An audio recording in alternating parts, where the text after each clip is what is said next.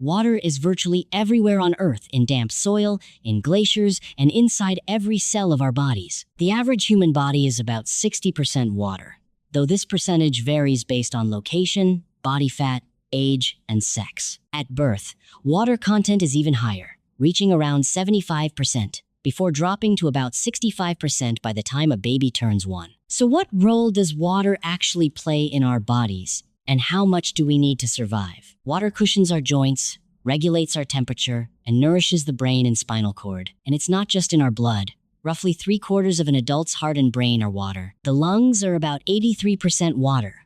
And even dry bone contains around 31% water. We're constantly losing water.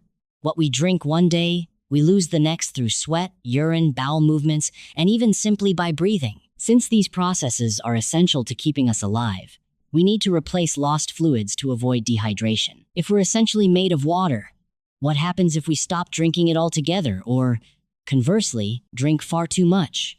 Both extremes can have devastating effects on health. When water levels begin to drop, sensory receptors in the brain send signals that cause blood vessels to constrict, absorbing and retaining more water. This leads to more concentrated urine, which darkens in color. Increasing dehydration also causes a drop in energy, drier skin, lower blood pressure, and impaired cognitive function. A dehydrated brain has to work harder to perform at the same level as a properly hydrated one, and it can even temporarily shrink due to fluid loss. If dehydration continues for too long, a person will lose consciousness and eventually die of thirst. On the other end of the spectrum, drinking too much water can also be fatal through a condition called water intoxication.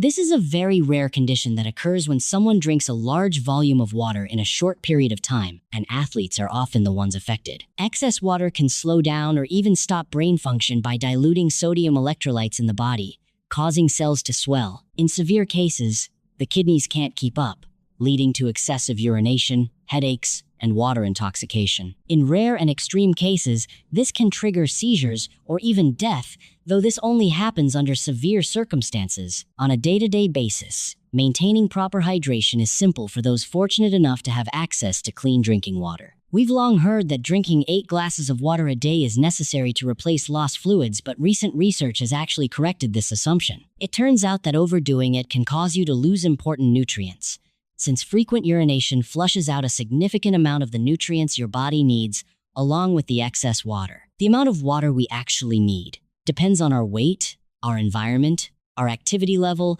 our body temperature, and our age. An office worker in an air-conditioned building doesn't need the same amount of water as a construction worker spending 8 hours under the sun. Dr. Howard Murad suggests that it's best to get part of your daily water intake from fresh fruits and vegetables because along with the water, you'll also be consuming antioxidants and other beneficial nutrients that stay in the body longer and help keep it hydrated. That's why it's worth turning to water-rich foods like watermelon, cucumber, tomatoes, peaches, and grapes. These give your body the hydration it needs, along with nutrition and fiber. Drinking enough water also has long-term benefits. Studies confirm that proper hydration reduces the risk of stroke, helps balance blood sugar, and lowers the risk of certain cancers. Whatever the case, getting the right amount of fluids makes a real difference in how we feel, how we think, and how well we function every single day.